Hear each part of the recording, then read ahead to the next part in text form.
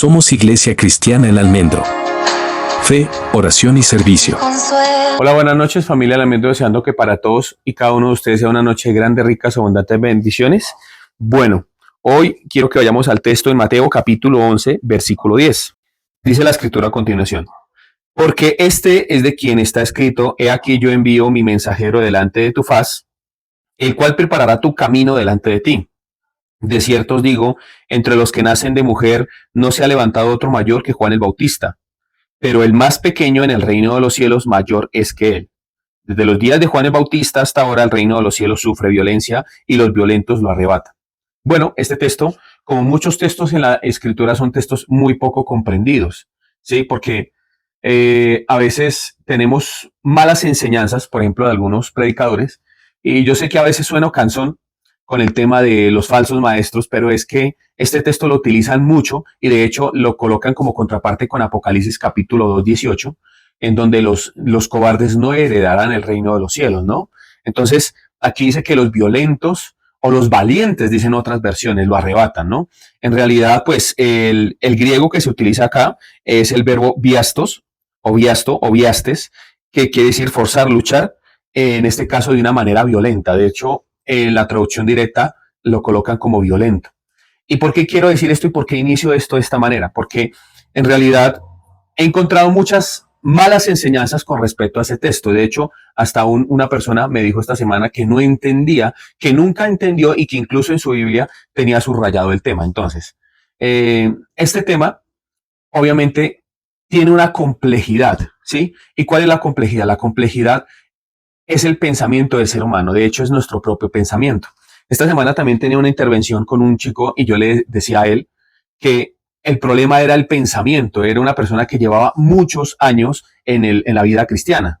Entonces, cuando una persona lleva bastantes años en la vida cristiana, cree que ya tiene el contenido necesario o que ya lo conoció todo, ¿no? Y de hecho, si tuvo algo de disciplina, por lo menos se leyó la Biblia, a esa persona difícilmente uno le va a poder enseñar en muchas cosas. ¿Por qué? Porque ya tiene una preconcepción de las cosas. Entonces, una de las cosas que Dios enseña en su palabra es a negarse a uno mismo, a vaciar el vaso, a definitivamente negar su pensamiento, ¿cierto? Entonces, no es posible que usted trate de entender estos textos bajo el concepto propio. Entonces, esto me recuerda que también esta semana, de hecho, ha sido una semana algo movida, sobre todo en el tema de consejería, el tema en donde he podido hablar con determinadas personas. Incluso esta semana pude hablar con una chica que iba en el Uber y en el Uber había un señor que él se veía muy afectado por una situación. Incluso el señor le dijo a ella que si creía en Dios. Entonces ella le dijo: sí, yo asisto a una iglesia cristiana, mire que las cosas tienen solución. La chica le trató de enseñar, de predicar, y ella le dijo que si le podía dar el número de él a un pastor, o sea, en este caso a mí.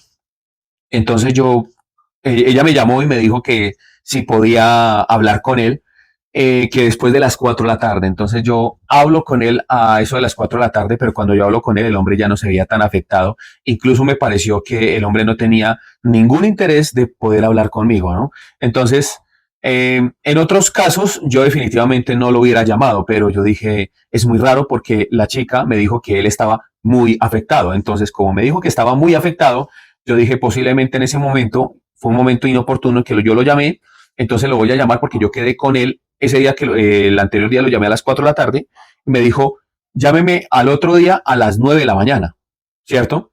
Incluso me dijo que yo miraré a ver si lo puedo llamar o lo llamo, pero yo dije, él no me va a llamar. Entonces lo llamo y le digo, bueno, ¿en qué le puedo ayudar? Entonces ella me dijo, en realidad en nada. Entonces cuando me dice que en realidad en nada, yo le digo, bueno, pero pues es que a mí me dijo la chica que usted pues tenía una situación o algo. Me dijo, vea, lo que sucedió fue que yo iba manejando el carro y otra chica, antes que ella, se subió y me trató de hablar de Dios. Entonces, en ese momento, pues yo quedé algo mal, ¿sí? Y pues llegó la chica, yo le hice la pregunta que si conocía de Dios y la chica, pues obviamente, por ayudarme, le dio mi número a usted. Pero pues en realidad no, porque pues en realidad yo no entiendo en qué me puede ayudar, ¿sí? Entonces yo le decía, bueno, hombre, si usted lo considera así, pues bueno, yo estoy dispuesto a ayudarle, estoy dispuesto de pronto a darle una asesoría, a escucharlo. Deme la oportunidad. Entonces el hombre me dijo, mire, hermano, es que a mí hace un tiempo mi hija se me estrelló y se me mató en una moto. Sí, o sea, él perdió a su hija. Y aparte de eso tenía un problema con la pareja, en donde la pareja definitivamente le fue infiel, ¿sí? Entonces el hombre me dijo otras situaciones y él decía que él no creía en Dios, o estaba bravo con Dios porque él no entendía por qué Dios hacía eso, pero dijo, yo no quiero hablar con regularmente los cristianos porque todos me dicen lo mismo, todos tratan de llevarme a que me va a ir mal o a que si usted, por ejemplo, tiene algo más en esta tierra, entonces es porque usted ama más las cosas de este mundo y otros me tratan de hablar de cosas por interés. Entonces él tenía todos los argumentos en contra del cristianismo. Entonces yo escuchándolo, yo le decía, bueno, hombre, quiero mostrarle a Dios el carácter de Dios, la forma de Dios, que no es una forma propia. Entonces, lo primero que hay que entender de Dios es que sí, eso es algo definitivo y es algo que debe entender a usted. La escritura dice, difícilmente o dura cosa es caer en manos de un Dios vivo. O sea, es terrible. Es terrible, ¿por qué? Porque la corrección de Dios es muy dura. ¿Sí? Y de eso quiero hablar más adelante. Aparte de eso, yo le dije, hay otra forma. Entonces, apenas yo le dije, hay otra forma de entender a Dios con respecto al tema. Entonces me dijo, sí, mira, hermano, lo mismo de siempre, la misma charlatanería, eso a mí a tratar de meterme miedo, una cosa. Entonces yo le dije, no es miedo, hombre. Déjeme, por favor, déme la oportunidad y le explico. Entonces yo le dije, la otra forma en la que Dios opera en la vida del creyente es dejarlo que él haga lo que él quiera. Entonces, un ejemplo muy claro, le dije, ¿usted conoce la historia del hijo pródigo? Él no me dijo nada, de hecho yo creo que ya estaba de mal genio. Le dije la historia del hijo pródigo, es que un joven fue y le dijo a su padre que necesitaba todo el dinero de su herencia, todos sus bienes, que él se los iba a desgastar, que ya no quería depender del padre. Entonces, en ese caso, el padre le entregó sus bienes y este muchacho fue y se los desgastó con prostitutas, con amigos y una cantidad de cosas. El hombre hizo de todo. Lo cierto es que el hombre termina comiendo algarroba con los marranos, comía a comer la baza entre los marranos. Entonces, allí comiendo la baza entre los marranos, dijo, en la casa de mi padre un jornalero gana mejor que yo, vive mejor que yo y come mejor que yo. Iría a mi padre a ver si mi padre tiene de mi misericordia. Entonces le dije yo al hombre, le dije, la otra opción es que posiblemente, Dios está dejando que el ser humano haga lo que quiera, por lo tanto el ser humano está sujeto a sus decisiones. Entonces, la chica tomó la decisión y la chica es la responsable. Usted ha tomado sus decisiones y usted es el responsable. Aquí hay que encajarlo a usted en estas situaciones. Hay muchas otras cosas más, pero si usted me pregunta a mí, obviamente, si hay pecado, si hay separación de Dios y si obviamente usted está en problemas con Dios, pues no vaya a esperar lo mejor en este caso. Posiblemente o tampoco pueda esperar lo peor. Sí, lo peor lo puede esperar de usted mismo. ¿Por qué de usted mismo? Porque si Dios decidió dejarlo a usted a su suerte, que usted es una persona muy orgullosa, dejarlo a usted a su suerte, pues Dios no se va a meter en ninguna de sus decisiones, pero usted va a asumir las consecuencias de sus propias decisiones. Y de hecho, le dije yo, lo peor que puede pasarle en la vida de creyente, en la vida de uno como creyente es que Dios permita que uno tome sus propias decisiones. Entonces, claro, el hombre dijo, mire, lo mismo de siempre, me empezó a tratar mal, empezó a decir una cantidad de cosas. Lo cierto fue que me dijo que él había vivido todo porque ya tenía 52 años, ya había perdido una hija, que él sabía que era trabajar, que él sabía que era esforzarse, que él sabía que era trabajar en muchas cosas, ¿sí? Él me dijo que él era una persona que tenía 52 años. Me dijo, ¿usted cuántos años tiene? Entonces yo le dije, yo humildemente tengo 36 años. ¿Usted qué va a saber de la vida? Usted no sabe nada. Y tráteme mal. Entonces en un momento, yo sí lo admito, me sulfurió un poco y le dije a él que en realidad él era un niño de 52 años en un cuerpo de viejo. ¿Sí? Y es que en realidad es un niño en el cuerpo de una persona adulta. Yo le dije, usted es un niño, usted no sabe nada. Cuando usted me dice que lo ha sabido todo, lo ha entendido todo, solamente falta leer el libro de Job. No le alcancé a decir esa parte porque el hombre me colgó. Pero solamente hay que entender, por ejemplo, la vida de Job. Un hombre sabio, entendido, justo, perfecto en muchas cosas. Y cuando Dios confronta a Job, le dice, ¿usted dónde estaba cuando yo fijé la tierra en su lugar? ¿Usted dónde estaba cuando yo separé las aguas? Cuando yo afirmé esto, cuando yo hice la creación. ¿Dónde estaba usted para darme su sabiduría? Job se quedó callado. Entonces, una persona que hable de esa manera es un niño, no entiende. Y digo niño hablando de una persona neófita. No estoy hablando, o sea, Estoy hablando de, porque en la cuestión, en el contexto, en lo que él me trató de meter a mí, era de que yo era un niño de pañales que yo no entendía nada de la vida. Y sí, humildemente yo le puedo decir a usted, a ese señor y a cualquier otra persona, de que a pesar de que yo he tenido varias operaciones, varias entradas al hospital, en donde en muchas ocasiones, sobre todo la primera, de verdad estuve a punto de perder la vida, donde he tenido que trabajar desde los 8 años, en donde he sido explotado por determinadas personas, que no quiero nombrarles hoy porque no me quiero poner a llorar. Entonces, imagínese yo poniéndome a decirle a otra persona que no conoce de la vida, porque yo conozco todo de la vida. Yo pienso que yo no conozco nada. ¿Sí? Nadie es más que nadie. El hecho de que una persona tenga más años que otra no le da el derecho a pensar que conoce de la vida. Ha vivido experiencias en la vida, pero hay personas que tienen circunstancias peores. ¿Sí? Hay personas que verdaderamente han tenido que sufrir el dolor, pero este hombre no quería escuchar, primero, de que Dios es un Dios que también puede ser rudo, cruel, fuerte con sus hijos. Claro, Dios es amor. Y la parte del amor nos gusta a todos. ¿A quién no le va a gustar, no? La parte del amor. ¿A quién de ustedes de pronto, porque en realidad yo nunca tuve padres alcahuetas, ¿no? De hecho, cuando uno tiene algún padre alcahueta, a veces en las relaciones uno es el padre alcahueta y la otra es la madre dura. O a veces es la madre alcahueta y el otro es el padre que ejerce el brazo duro, ¿no? Pero ¿a quién no le gustaría que Dios fuera el padre alcahueta? A todos. A mí me encantaría que Dios fuera el padre alcahueta. Yo desearía, anhelaría que Dios fuera alcahueta conmigo, ¿cierto? El tema aquí es que Dios es responsable. Y Dios no va a ser alcahueta conmigo porque conoce mi pensamiento, conoce lo pervertido de mi corazón y conoce que si le puede dar algo de más a Fabián, con lo cual Fabián se puede hacer daño, va a ser la perdición de Fabián. Claro, yo desearía tener un Lamborghini. Me gustan los carros. De hecho, me gustaría tener una B3, una moto, una Panigale, me gustaría tener una moto increíble, me gustaría tener una moto de turismo, me gustaría tener lo que tienen muchas personas, pero posiblemente Dios dice, no le puedo dar esto porque si usted tiene esto, con lo loco que usted a veces es, se puede llegar a matar.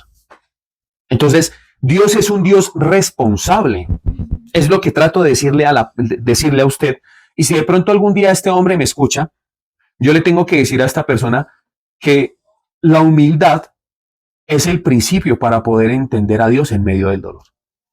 Si nosotros queremos conocer la voluntad de Dios, primero tenemos que hacerlo bajo el vínculo de la humildad. Porque Dios, eso es algo universal en la Escritura. Dios mira de lejos al orgulloso y mira de cerca al humilde. Entonces, cuando usted ya cree que lo conoce todo, que lo sabe todo, que lo ha entendido todo, en realidad usted no conoce ni ha entendido nada. Usted es una persona que no tiene la suficiente inteligencia para poder poner a Dios ni encasillar a Dios en algo. Mire, hay una ciencia que se llama la antropología, y la antropología es el estudio del hombre, de la creación y de la formación del hombre. De hecho, viene del griego antropos, ¿sí? Antropos es hombre, ¿sí? Antropología, el estudio de la humanidad del hombre. Entonces, cuando usted estudia la humanidad, usted entiende que la humanidad es finita. Entonces, la humanidad es como cuando usted tiene un vaso y usted puede vertir en ese vaso lo que está dispuesto a ser invertido o vertido en ese vaso. En cambio, la naturaleza de Dios es infinita, no finita. Entonces, ¿cómo puede el hombre recibir el conocimiento de Dios, tener la sabiduría en todo, si en realidad Dios es infinito? Se va a desbordar el vaso. Nunca va a poder entrar en ese vaso el conocimiento pleno acerca de la verdad. Es lo que le trato yo de decir a la persona. Por más sufrimiento, que el sufrimiento hace parte de la vida y muchas veces es responsabilidad del hombre.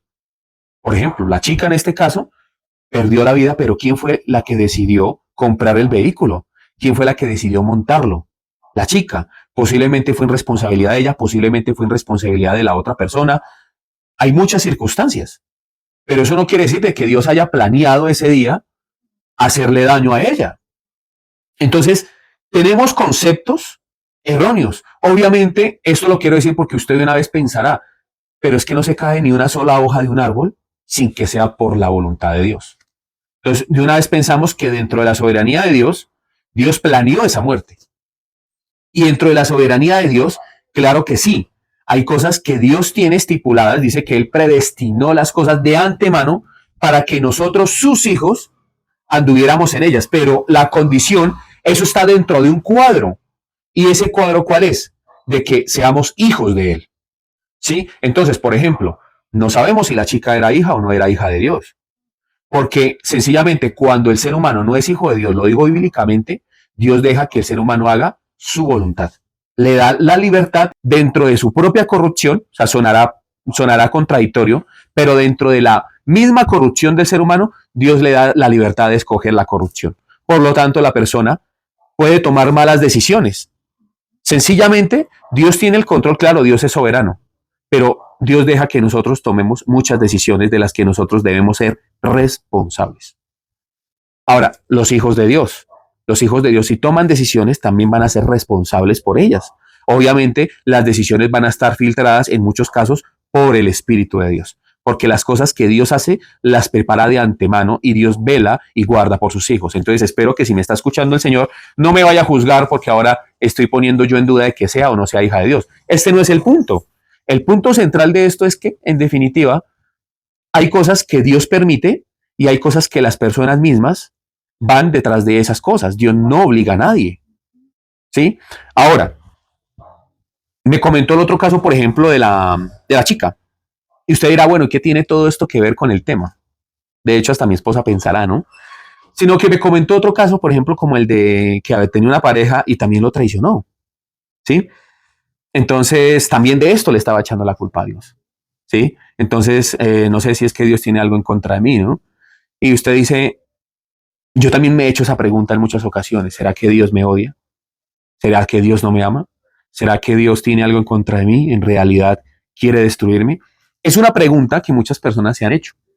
Y esa pregunta tiene una contestación. Obviamente, para yo poderle contestar esa pregunta, tengo que darle a usted a entender lo siguiente. Dios no le va a obligar a usted. Dios le va a presentar a su hijo por voluntad primeramente de él. ¿Cierto?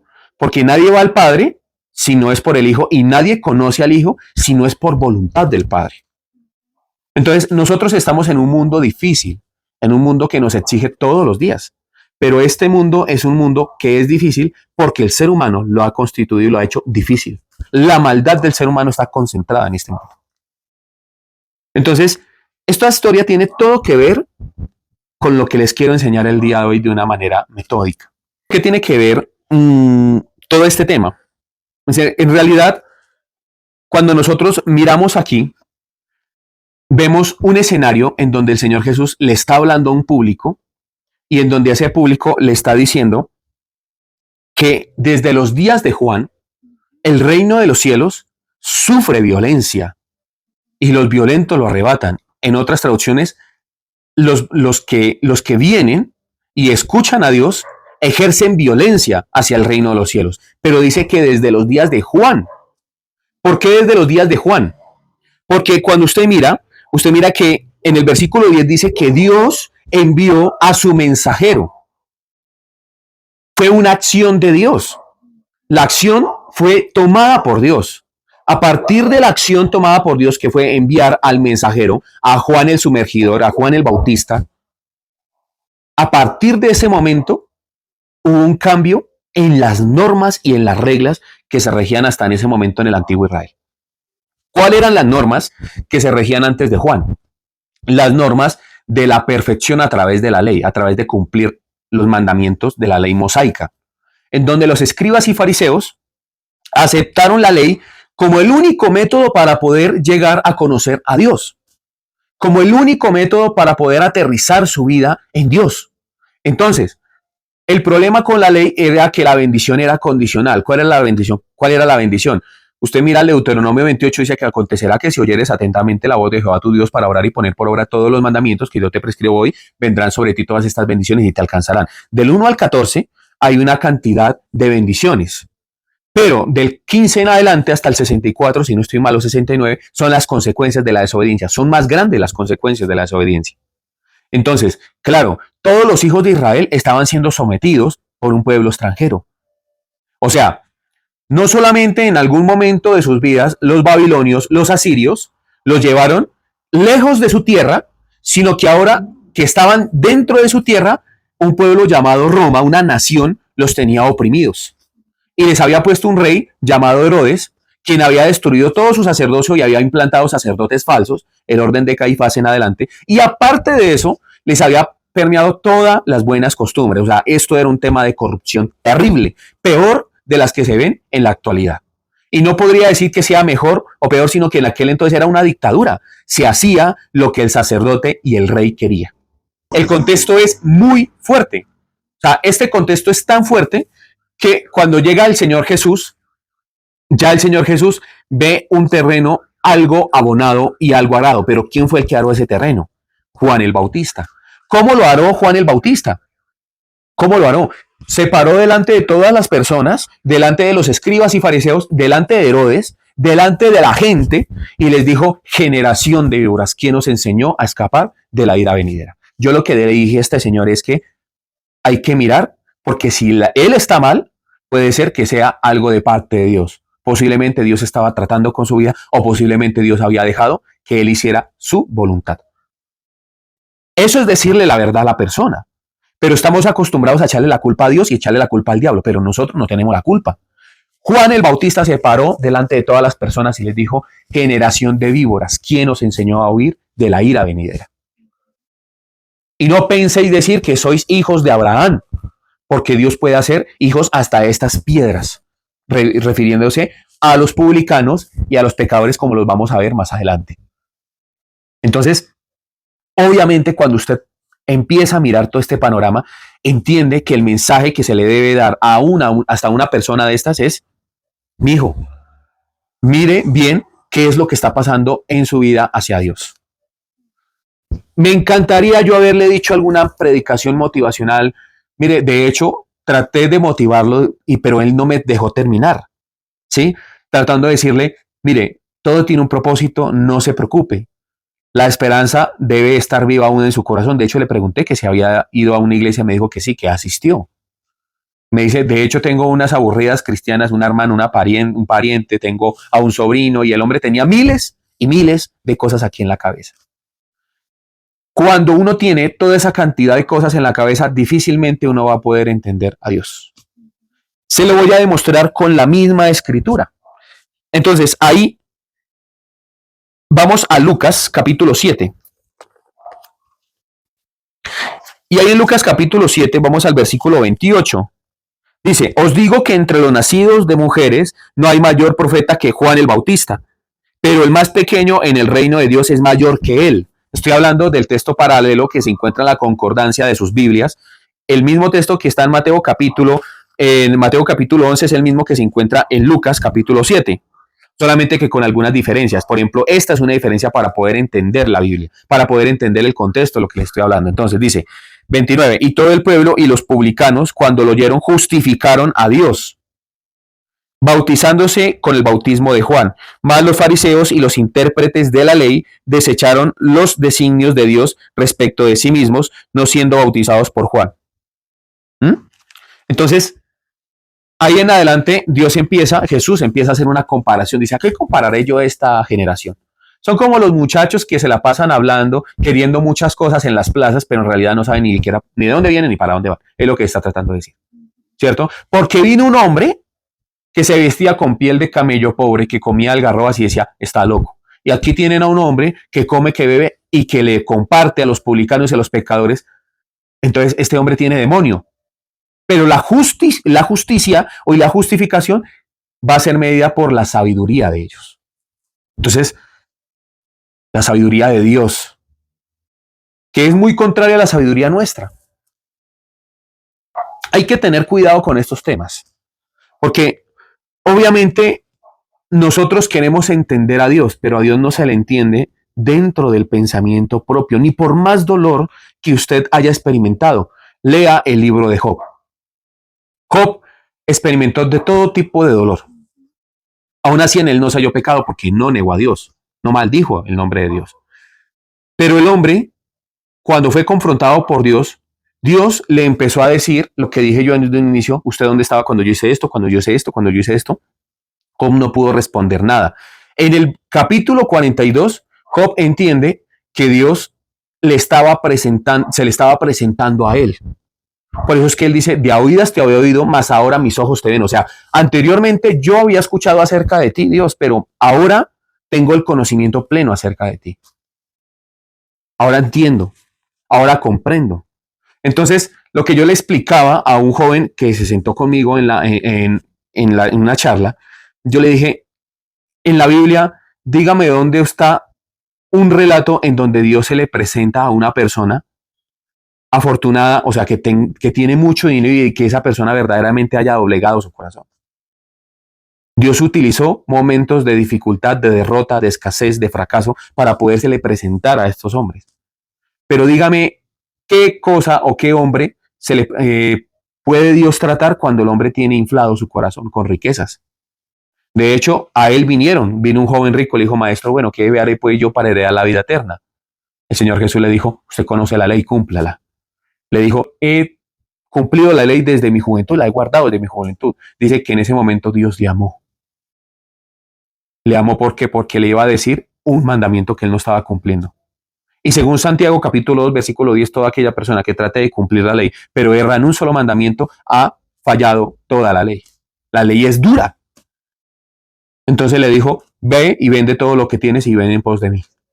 Dice que él se fue muy triste porque tenía muchas posesiones. El problema era las muchas posesiones, no. El problema era que tenía muchas cosas en su corazón.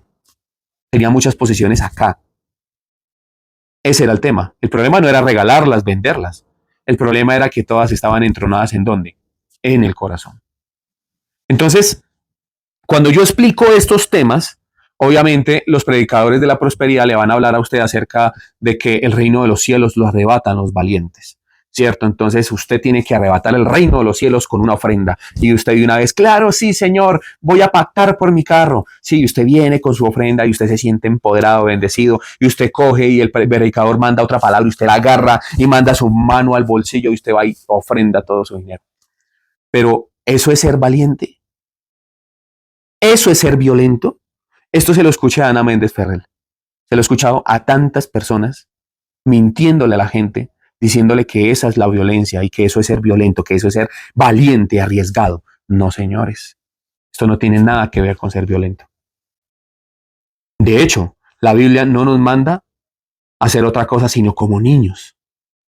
¿Cierto? Entonces, cuando usted va unos versículos adelante, en Mateo capítulo 19, versículo 14, dicen que habían unos niños que trataban de acercarse, ¿no? Que el Señor Jesús les impusiera las manos, que pudiera acercarse al maestro. Y los discípulos empezaron a regañar a los niños. El Señor Jesús les dice, dejen que los niños vengan, no se lo impidáis porque de los tales es el reino de los cielos. O sea, como ellos, personas como ellos, es el reino de Dios. Entonces usted dice, o sea, el reino de los cielos le pertenece a los niños. No, es una figura para mostrarle la condición que nosotros debemos tener. Ahí en Mateo, capítulo 11, cuando usted empieza a ver en el versículo 11, dice, de cierto os digo que entre los que nacen de mujer no se ha levantado otro mayor que Juan el Bautista, pero el más pequeño en el reino de los cielos mayor es que él. O sea, hasta en ese momento, la tarea más importante había sido la tarea que Dios le había puesto ¿a quién? A Juan el Bautista, porque fue el primer accionar de Dios en el nuevo pacto. Entonces le dijo, necesito enviar un mensajero para que are la tierra de mi hijo, para que mi hijo vaya y plante la semilla. ¿En dónde vino a plantar la semilla? Lo leí en Mateo, en Lucas capítulo 7, versículo 28, lo leí allí, en donde la semilla fue plantada en publicanos, o sea, en los cobradores de impuestos y en los pecadores, porque Juan el Bautista pudo arar la tierra de los publicanos, de las rocas, de las piedras que estaban allí, que eran los publicanos y que eran los pecadores, pero no pudo arar la tierra de los escribas y fariseos. Y es que ser escriba y ser fariseo es algo muy sencillo en la actualidad. ¿Por qué es sencillo? Porque nosotros tenemos un preconocimiento de las cosas y nos apoderamos de ese conocimiento y creemos que es la verdad. Yo le decía a este hombre, mire, hay muchas personas que creen conocer la verdad. Yo le voy a tratar de decir a usted correctamente lo que dice la escritura, no lo que dice mi verdad. Lo que dice la escritura es esto, esto y esto, pero el hombre peleó con eso. Es como si él pensara que fueran ideas mías de que Dios dice que Dios al que ama, al que toma por hijo corrige y al que ama lo azota. No, eso no fue invención mía. Entonces, todas las personas, de hecho, hace muy poco, había una joven que se estaba congregando acá y ella le decía a su novio, le decía, yo no estoy de acuerdo con ese predicador porque me hace sentir como si Dios fuera un Dios que verdaderamente reprendiera a sus hijos. Entonces, algo que yo siempre le he querido transmitir a las personas es que es bueno que Dios le reprenda. O sea, preocúpese si usted no es reprendido por Dios, porque entonces usted no sería hijo de Él. Dice la Escritura, porque si no recibís corrección de la cual todos somos partícipes, ustedes no son hijos, sino son bastardos. O sea, el buen padre no le concede todos los caprichos a su hijo, sino que el padre no es alcahueta, el padre corrige a sus hijos. Y eso es algo que nos debe caber a nosotros en la cabeza. Debe bajar de aquí a aquí. Y cuando pasemos los momentos de dificultad, como por ejemplo está pasando este señor, que es un momento horrible, yo le dije, eso es horrible lo que a usted le pasó, en los momentos en donde también su pareja le haya engañado, en esos momentos debe verse la firmeza del conocimiento verdadero del Evangelio. No el conocimiento propio, porque el conocimiento propio lo que va a hacer es permeado. Yo le dije, usted no necesita, le dije a este hombre, usted no necesita que alguien le hable. Usted tiene suficiente con usted escucharse a usted mismo. ¿Para qué usted busca que una persona le hable? Usted ya conoce, ¿usted para qué le va a preguntar a una chica como ella que si conoce de Dios? Usted ya lo conoce.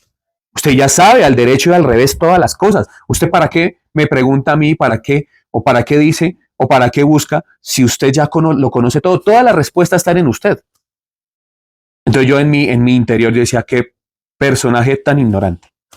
Y discúlpeme si me está escuchando el Señor, pero eso es ignorancia en su mayor capacidad. ¿Cómo va a poder entender a un Dios infinito, siendo Él una vasija finita?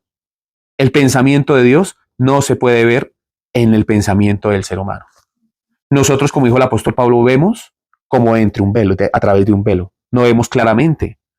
¿Por qué? Porque nuestro conocimiento es finito. Y cuando nosotros vemos este texto, usted se va a preguntar, bueno, ¿y quiénes son los violentos que lo arrebatan? Lo que pasa es que hay dos tiempos que usted debe entender.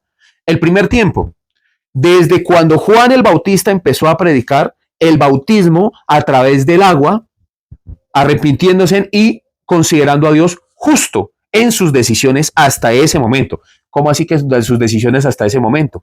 Pues claro, porque el pueblo de Israel estaba siendo oprimido por Roma. Tenían problemas. Sus esposas, sus hijas estaban siendo muchas veces abusadas por romanos. Estaban siendo explotados, les quitaban el dinero, mandaban recaudadores de impuestos que les quitaran más dinero. Por eso era que odiaban a los publicanos, que eran los recaudadores de impuestos. Tenían un problema serio. Entonces, en ese momento, cuando Juan el Bautista reprende a los que en ese momento eran los supuestos predicadores, que simplemente se parecen mucho a los predicadores de la prosperidad ahora, porque les encantaba ser visibles, les encantaba tener dinero, llenar sus arcas, mostrar esa cara de piedad, pero por dentro estaban podridos. Juan el Bautista se presenta en el desierto porque se vestía con piel de camello, porque comía las algarrobas en el desierto, porque esto es hombre y figura también de lo que pasó con Sadrach, Mesach, Abednego y Daniel, en donde Juan el Bautista dijo, no voy a contaminarme con la comida de Herodes, porque los que de pronto tienen algo de conocimiento en la Biblia entenderán que Juan el Bautista era en realidad el verdadero y único sumo sacerdote hasta ese momento. Fue el único que no podía matar así como hacía Herodes. ¿Por qué? Porque Juan el Bautista viene de la orden de Abías, o sea, descendiente directo, o sea, es hijo de Zacarías, Zacarías es descendiente directo de Abías y Abías es descendiente directo de Aarón. Lo puede ver usted en el libro de Crónicas. Pues claro, era el sumo sacerdote. Entonces en ese momento Herodes decía, no, yo no les puedo tocar a este sumo sacerdote como lo hizo mi padre, porque si no, el pueblo se me va a rebelar y a mí me va a agarrar del cuello, ¿quién? Roma. Y Herodes era el rey para los judíos. Y él tenía que responderle ¿a quién? A Roma. Por eso es que ¿quién estaba también liderando en ese momento? Poncio Pilatos, un romano. Entonces, cuando vemos en ese momento, Dios manda al mensajero y el mensajero confronta a los religiosos de esa época que ni siquiera se atrevían a tocar a a Juan el Bautista porque ellos sabían que eran falsos y toda la gente respetaba a Juan y escuchaba a Juan. Y él se negaba a consumir de lo que Herodes le estaba ofreciendo. Entonces por eso es que el Señor Jesús sale diciendo, ¿ustedes qué salieron a ver? ¿Una caña sacudida por el viento? O sea, ¿a un hombre sin importancia? ¿O a un hombre vestido con prendas delicadas? Entonces le está diciendo, ¿usted qué es lo que busca? ¿Qué era lo que buscaban cuando salieron a escuchar a Juan el Bautista? Cuando ustedes salieron a buscar a Juan el Bautista, habían ustedes una necesidad. Y la necesidad era la justicia. Pero cuando Juan el Bautista los confrontó a todos, les dijo que todos eran merecedores de ser cautivos de Roma y de pagar por las consecuencias por el pecado. Porque producto del pecado estaban ellos esclavizados. Ellos lo tenían ellos muy en claro. Y que no eran verdaderos hijos de Dios, que eran personas contaminadas. Y que la ley que estaban promoviendo los escribas y fariseos no era suficiente para poder ellos llegar al reino de Dios. Entonces, claro, todo el mundo se sintió condenado y decía, bueno, entonces, ¿a qué se acercó la gente? Pues a buscar la salvación. Entonces la gente le decía a Juan, le decía, ¿qué hago? ¿Qué hago? Yo entiendo, ya fracasé. O sea, los pecadores y los publicanos iban y se bautizaban porque ellos entendían que habían pecado, que no eran buenos, que habían perdido todo. Así como este hombre perdió a su hija y perdió a su pareja. El fracaso es lo que utiliza Dios para poder acercar al pecador, al publicano, o sea, al ladrón, acercarlo al evangelio. Desde ese momento el reino de los cielos empezó a sufrir una violencia tenaz, porque solamente un violento, un valiente, que es aquella persona que se atreve a hacer algo diferente. ¿Y qué era lo diferente que le estaba ofreciendo Dios en ese momento a las personas? Considerar a Dios justo en medio del juicio que había traído sobre el pueblo de Israel. ¿Cuál era el juicio? Estar esclavizados por otro pueblo por causa de su pecado. Ellos lo entendían. Ah, usted me está diciendo que ellos entendían que estaban siendo esclavos por causa de su pecado. Claro que sí. Los escribas y fariseos no, porque los escribas y fariseos estaban recibiendo un sueldo, estaban recibiendo ofrendas, eran queridos por la gente. Era tal la corrupción que la gente a veces los odiaba porque consideraban que ellos robaban. Los escribas y fariseos nunca consideraron que estaban en un momento malo. De hecho, ellos estaban en su propia tierra prometida. Por eso es que el Señor Jesús los miraba a ellos y les decía, ustedes miran lo que están haciendo ellos, no se preocupen, que a ellos les gusta estar en todas las plazas, demacrar su rostro, hacer cualquier cantidad de cosas. No se les olvide una cosa que les voy a decir yo a ustedes a continuación. Ellos, los tales, ya tienen su recompensa. Los tales ya tienen su recompensa. Pero ¿qué hay del pobre? ¿Qué hay del pecador, de las prostitutas, de la persona que estaba siendo obligada a robar? Aquellas personas decían, no queda otro camino sino creer que verdaderamente merecemos este mal que nos está aconteciendo en este momento. Tal fue el mismo pensamiento que sufrió el malhechor que estaba al lado del Señor Jesús. Cuando el otro le dijo, si usted es el Hijo de Dios, mande y sus ángeles vendrán o usted puede bajarse de esta cruz, ¿cierto? Pero ¿por qué no lo hace? Ese es el pensamiento de Satanás. De hecho, en Mateo capítulo 4 vemos ese mismo patrón. Si eres el Hijo de Dios, bótate de aquí, pues a sus ángeles mandará cerca de ti para que tu pie no tropiece en piedra, ¿cierto? El penitente, el pecador penitente en ese momento le dijo, usted ni aún muriendo, escuche muy bien, tiene temor de Dios. Y eso es lo que le hace falta al ser humano en la actualidad, el temor. Ni aún usted estando en esta circunstancia, ¿tiene temor de Dios? Señor, nosotros merecemos estar acá. Si es posible, acuérdate de mí cuando estés en tu reino. Señor Jesús le dijo, hoy mismo estarás conmigo en el paraíso. O sea, son dos tiempos. ¿Por qué? Porque en ese momento Juan el Bautista abrió una esperanza en donde la gente entendió que estaba mal y que ahora tenía que volver a su creador, volver a Dios. Y otra vez el reino de los cielos estuvo siendo sacudido. Empezó el Padre a mirar abajo a sus hijos. Empezó a tener misericordia y miró a la condición del pueblo. Obviamente él ya lo había visto, ¿no? Pero en ese momento Dios, cuando mira al humilde, lo escucha, lo tiene de cerca, dice el libro de Proverbios. ¿Sí? Dios se acerca al humilde, lo tiene de cerca, lo observa. En ese momento el reino de los cielos empezó a sufrir violencia, violencia. Y las personas que aceptaban las condiciones, el mensaje de Juan, empezaban a forzarse por entrar al reino de los cielos. Pero forzar el reino no es suficiente. No puede alguien forzar la entrada al reino de Dios, ni entrar con violencia. Pero claro, a partir de ese momento Dios nuevamente empezó a mirar al pueblo. Dios empezó a mirar nuevamente la necesidad. En ese momento el pueblo inclinó otra vez su corazón y dijo, verdaderamente nosotros somos merecedores de este mal. Y justificaron a Dios por todo lo que Él ha hecho. Entonces, ese es el primer tiempo. El segundo tiempo, ¿y por qué hablo yo de primer tiempo y segundo tiempo? Porque aún no había muerto Jesús. Entonces, el Señor Jesús dijo, desde los tiempos de Juan, no hay otro hombre mayor que Él, nacido de mujer.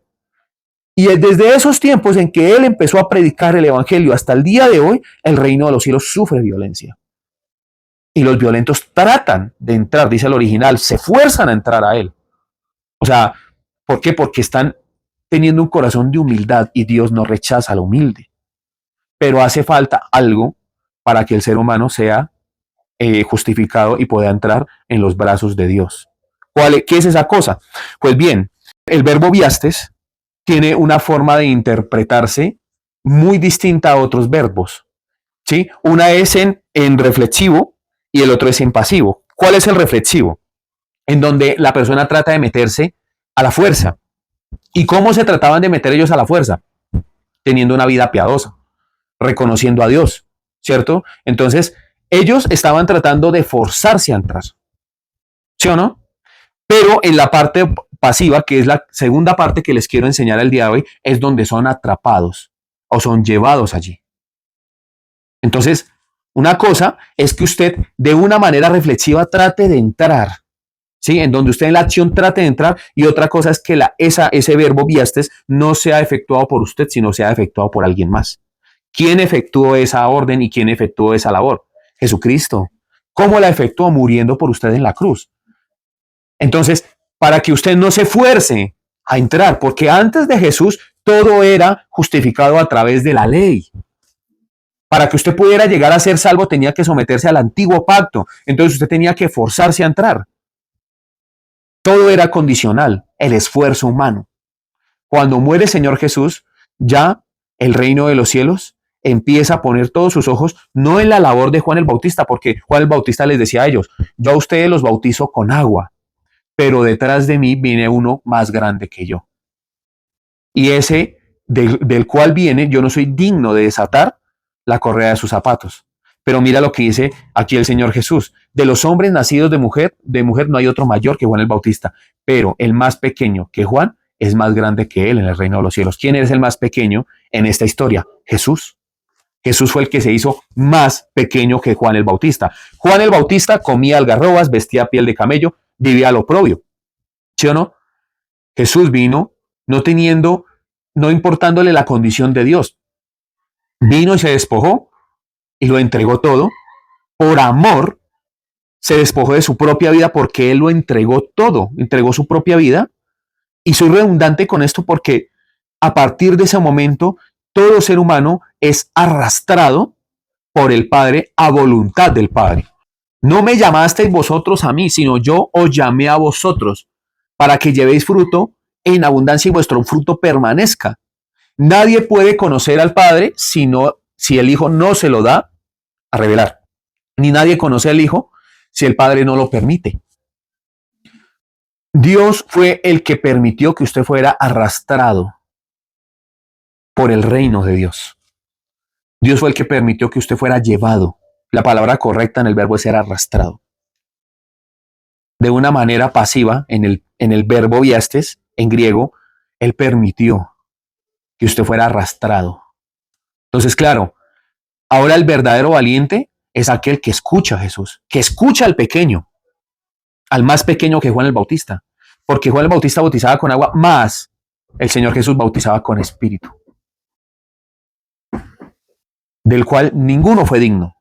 Nadie fue digno hasta en ese momento. Incluso Juan el Bautista mandó unos mensajeros a preguntar si él era el que había de venir. Y la otra semana quiero hablar de cómo es el trato de Dios con sus hijos. No lo quiero tocar el día de hoy, lo quería tocar el día de hoy, pero creo que esto es demasiado grande y demasiado profundo como para que usted lo entienda en una sola predicación. Lo que sí yo le quiero decir a usted es que la fórmula que Dios opera es solamente a través de su misericordia, no a través del conocimiento ni de la reflexión propia. El ser humano es un ser finito y un ser finito no puede contener lo infinito.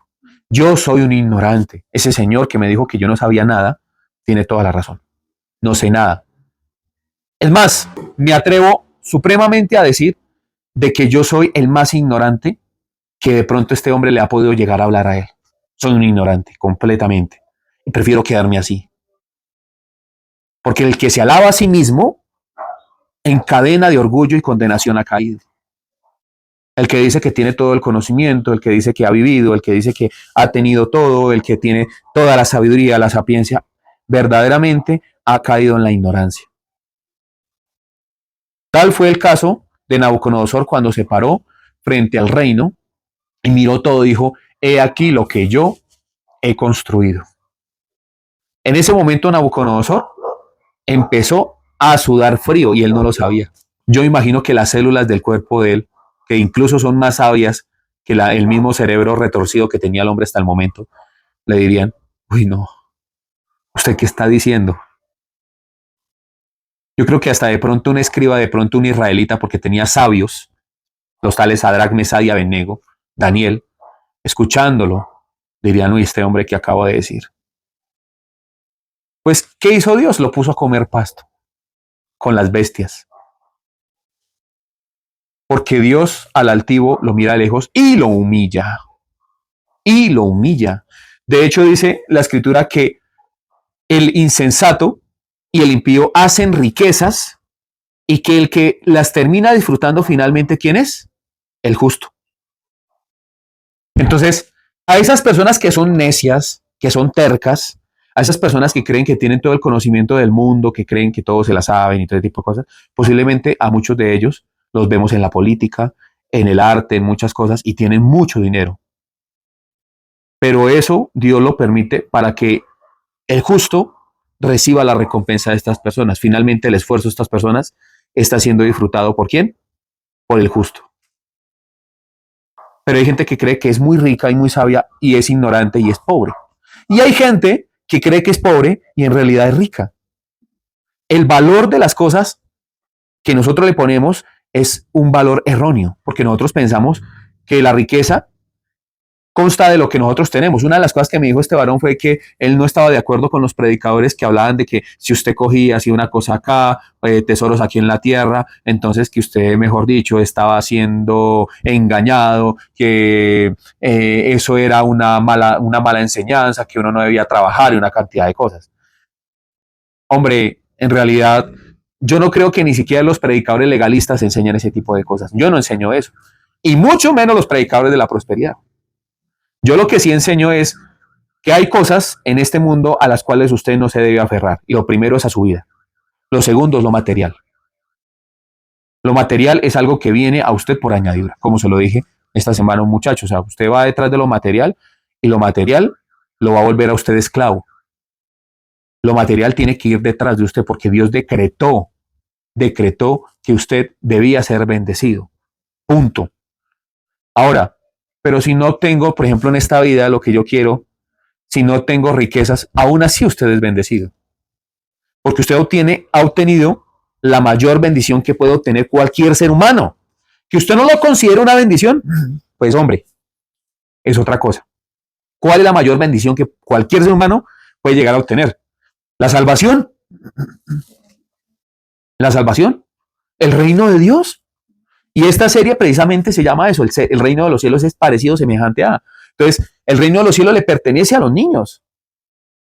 El reino de los cielos sufre violencia y los violentos lo arrebatan, pero hasta ese momento. ¿Quiénes arrebatan el reino de los cielos? Los pequeños. Y cuando se refería a los niños, estaba hablando a los pequeños espiritualmente.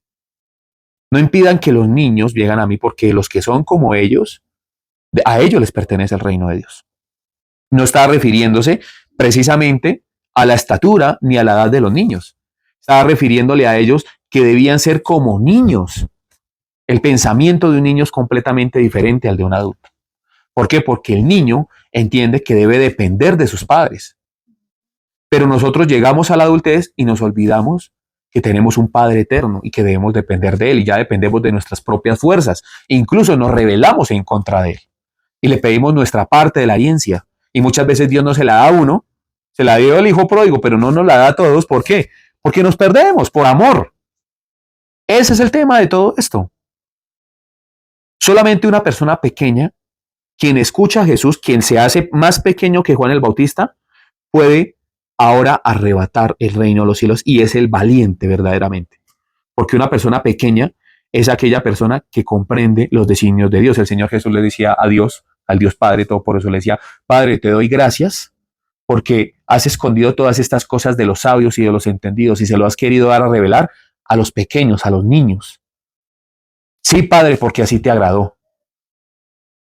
Si Dios hubiera querido dárselo a revelar a los sabios, Dios lo hubiera podido hacer. Pero en el sabio hay orgullo, en el sabio hay altivez. Se dan cuenta que esta historia tiene todo que ver con el texto base. Todo que ver. El orgullo es el mayor impedimento entre usted y Dios. Y de verdad, vuelvo y digo, si este hombre me está escuchando, yo jamás voy a poder entender el sufrimiento por el cual él tuvo que pasar o estará pasando. Pero hay alguien que pasó por un sufrimiento peor: Jesucristo. Quizás si usted le da la oportunidad verdaderamente de corazón, y bueno, la palabra quizás está mal puesta ahí, estoy seguro, no quizás, estoy seguro, usted va a poder comprender muchas cosas de las cuales le sucedieron, pero no todas. ¿Por qué? Porque no le competen a usted. Porque, como lo dije desde un inicio, nuestra mentalidad es finita. La mentalidad de Dios es infinita y Él sabe hasta qué momento va una persona a vivir. Él conoce las circunstancias, pero todo está dentro de su soberanía. ¿Quién puede pelear con Dios? Yo duré peleando con Dios mucho tiempo. Y yo tengo que decir, yo fui muy irrespetuoso. Y era que era muy joven y muy torpe. Y yo también creía que entendía las cosas de Dios. Y claro, yo estudié ciencias bíblicas, estudié teología, estudié en seminarios, y eso me hizo creer que tenía un conocimiento pleno. Pero en realidad yo era un ignorante. Cuando empecé a entender las cosas de Dios, y no digo todas, una pequeña parte, porque una pequeña parte sin insultar algo tan maravilloso como es la salvación, que es una gran parte, ¿no? Pero para mí la salvación es la entrada, es la puerta pequeña, la puerta angosta, como le dijo el Señor Jesús, que no entren por la puerta ancha, sino por la angosta. La salvación es la puerta angosta. De ahí en adelante nadie te dijo a ti, ni me dijo a mí, que la puerta se iba a anchar, ni que el vacío, ni que la entrada se iba a poner más grande. La puerta es angosta es porque el camino es angosto. En el camino uno vive apretado. En el camino uno va a tener incomodidad. En este camino uno va a tener sufrimiento. En el mundo hallaréis aflicción. Lamentaciones 3:27. Bueno le es al hombre tener problemas o llevar su yugo desde su juventud. Que calle su boca y ponga su rostro en tierra, porque es Dios quien se lo ha impuesto. Mirando a ver si Dios tiene misericordia de él. Porque Dios no aflige a los hijos de los hombres voluntariamente, sino lo hace por necesidad. Lamentaciones 3:27 lo dice. Entonces, queremos tener las riquezas del rey David, pero el rey David no queremos ser humillados por nuestro padre y ser el menor oliendo oveja, ni tampoco queremos pasar por los sufrimientos del rey David. Queremos tener el patriarcado de Abraham, pero no queremos que ser estériles en determinadas cosas. Queremos tener las bendiciones de Jacob, que tuvo sus hijos y hicieron una gran nación y todas estas cosas, pero no quiere usted ser esclavo de Labán, ni quiere luchar por las cosas. Todo lo queremos fácil, todo queremos que nos lo pongan en la mano. De hecho, queremos que Dios baje y nos dé compotica en la boca. Ese es el problema de nosotros como seres humanos. Y hacemos berrinches y creemos que Dios es aquel ser que tiene que estar aguantando nuestros berrinches. Yo espero que esta predicación le haya enseñado el verdadero valiente, ya que la otra semana lo voy a retomar. El verdadero valiente es el pequeño. ¿Quién es el que ahora ejerce violencia en el reino de los cielos? Aquella persona quien escucha a Jesús. Porque Jesús se hizo más pequeño que Juan el Bautista. Y las obras de Jesús, toda aquella persona que cree en Jesús también las hará y aún mayores. Somos Iglesia Cristiana del Almendro, Fe, Oración y Servicio. No se olvide compartir, darle like, activar la campanita. Mire que con esto nos ayuda a crecer y a seguir compartiendo este tipo de contenido. Bendiciones, Shalom. Te invitamos a que nos visites en nuestras redes sociales, comentes, compartas y dale me gusta. Nos encuentras en Facebook como Iglesia Cristiana El Almendro, Instagram El Almendro Iglesia, YouTube Iglesia Cristiana El Almendro y TikTok Iglesia El Almendro.